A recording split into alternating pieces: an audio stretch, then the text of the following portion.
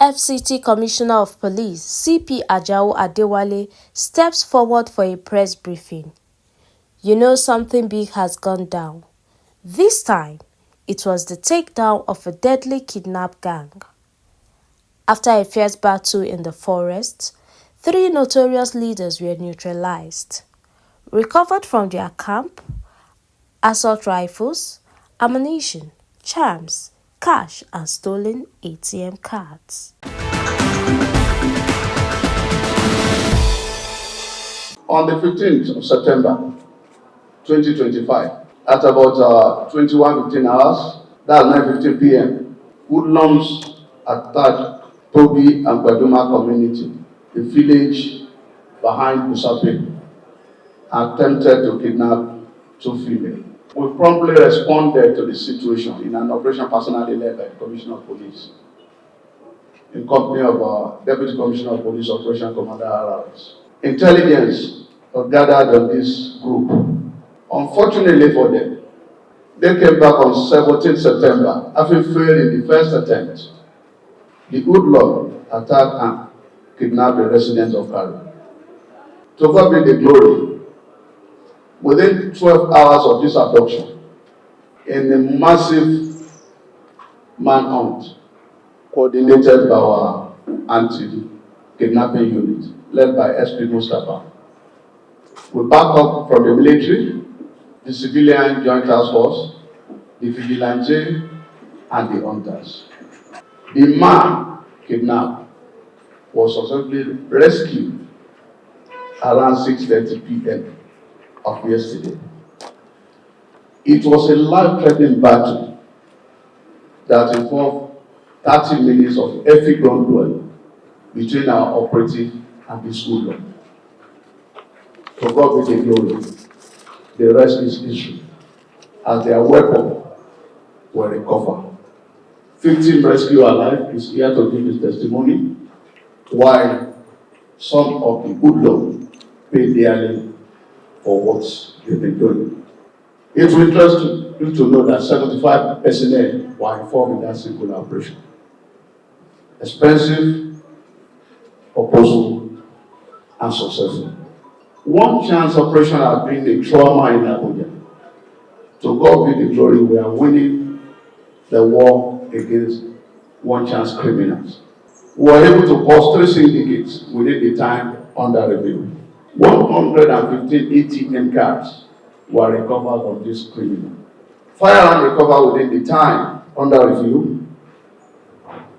7 on display there, including 1 locally made pistol, 5 magazines, and 20 live ammunition. These were recovered mainly from the kidnappers. Within the same period, a total of 80 vehicles were recovered, including 2 18-tire trucks. 9 suspects in connection with this crime of car theft were arrested. Something interesting about this operation is that the truck driver was part of the team that instigated some of this crime. Due diligence is required when engaging anybody to work with us. December month, and as if for us to move forward collectively. This is the time of the year when people have refused to work for the past 8 months. We want to reap where they did not sow. We need synergy, cooperation, vigilance, and intelligence sharing. This is the only way to keep everybody safe. We have always assured you, police is your friend, and your security remains our priority. The more you collaborate with us, the more we'll be successful in the fight against crime and criminality.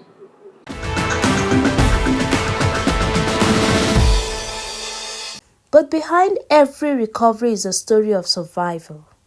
One of the victims revealed how he was forced to trek for 5 hours in the forest until his legs gave way and he began limping. An ordeal no one should ever face. Listen to their voices.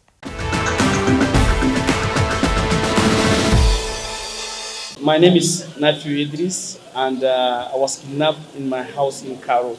Around 10:30 p.m., I was kidnapped by some kidnappers. When I came back to my house, I opened the gate. I want to enter my house. One of them just come and grab me. And in the initial stage, I was thinking he was the only person. So before I realized, I saw three of them with guns. They were just spraying their guns furiously on the air. So that's how they took me. I lied down. They tore my shirts with their knife. They used their shirts to tie my hands at the back. They drove me to the bush. We worked for like 5 hours. They took me to one cave. As from that moment, they were just communicating with my family. They requested for 50 million. So at the process, that's yesterday on Thursday. Since when we entered the cave on Wednesday, we could not even go out. So that yesterday in the evening, we were just lying down. Two of them were sleeping. Then the three of us were not sleeping. We had a sound, which is a sound of bomb, boom. We had another one, boom. So we had the voice of people advancing to our place, which are the Nigerian police, the military personnel, and the DSS and vigilante.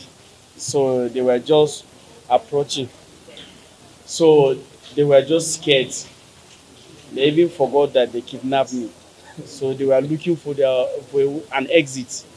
So like I've said, it's a tunnel. So they just move towards the exit of the tunnel. And when I understand all of them, they left only me inside the cave. Me too, I followed their back. But I did not go into the tunnel. I just moved up. So I saw the Nigerian police. The first person I see was the one leading the team, which is CSP. So he was the first person I saw.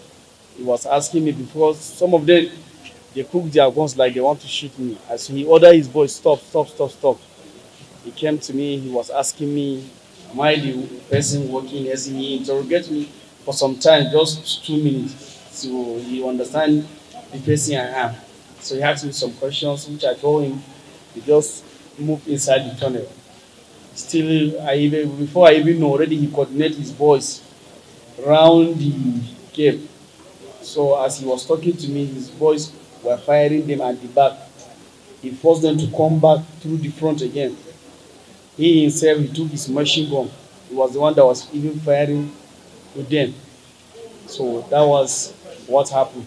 At the end, they killed the three kidnappers. All of them were dead. So that was how the Nigerian police did this rescue team that rescued me. I have an experience yesterday, and I want to say this thing to the media. I believe if there is a maximum cooperation given to these our policemen, they can do more. They can do more. So and information sharing is good because they conduct the thing. I don't even know what to say. It's God that brought them to me. I don't know that they have been tracking, they have been working. We just saw them there.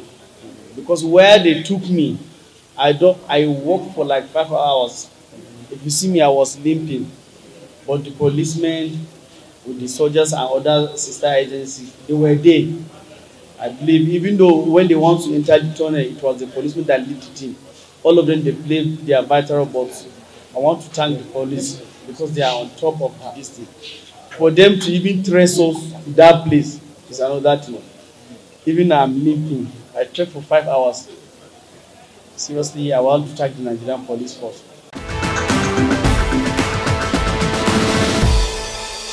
He has been kidnapped and is under their custody. They spent another 10 minutes and called me back that they are demanding a ransom of 50 million and no less. So as God will have it, the DPO was pumped on ground, and as early as 6 a.m. I also had to go to the police station. I interacted with the DPO. He gave his word and assurances that they are going to make the progress. In that light, the anti-kidnapping squad came in. They also reached out to me. While negotiating with the kidnapper, I was also briefing the police authority on the progress we are making, and they kept reassuring me that they are going to get them. They promised that, they asked me to bring the ransom by 6 p.m. and then I communicated with DPO, and the DPO was reaching out to the leader of the anti-kidnapping squad, and they assured that before start 6 p.m. they are going to get them. And behold, 15 minutes to 6, I was called that he had been rescued. Honestly, I have never been happy in my life. I have never been agitated. I have never imagined how professional the Nigerian police are until yesterday.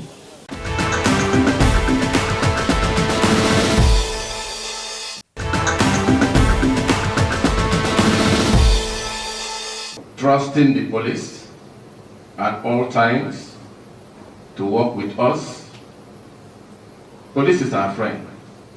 That's what we are made to know, and we believe strongly on that. And they will continue to be our friend. Like one of our paramounters have said, I want to affirm that to whom much is given, much is expected. We are real fighters. Our role primarily is to support the police to succeed, report crimes in our community to the police. They in turn reciprocate immediately to ensure that such criminality or such happenings is immediately checked.